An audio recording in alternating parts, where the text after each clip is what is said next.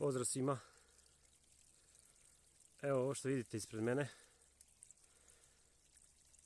To je još jedan bezimeni vodopad ili slap na potoku Rosovo.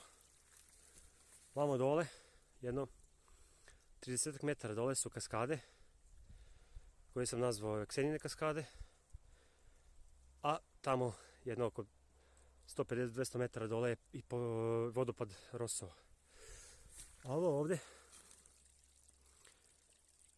bezimeni naravno slap ili vodopad, pošto uvijek napominjem ako je Magdalenin vodopad se tako zove ili Oljin, ja ću ovaj bezimeni danas zovem po mojoj supruzi Nataši. Natašin slap. Pogledajte, stvarno izgleda solidno kad uporedimo s nekim drugim vodopadima koji nemaju ni blizu toliko vode. Pogledajte. Skoro 3 metra visine, ja mogu reći. Tako da potok Rosovo je iznenađenje za mene. Znači, to je sigurno,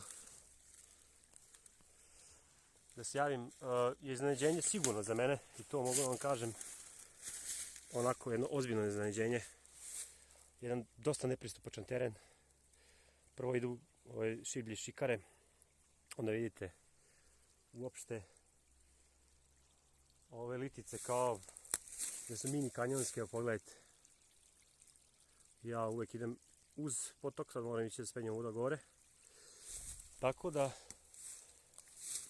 stvarno iznenađenje za mene, ali pozitivno naravno, pronašao sam neke nove stvari, toliko od mene, što je najvažnije, čuvajte prirodu, ljubim vas puno.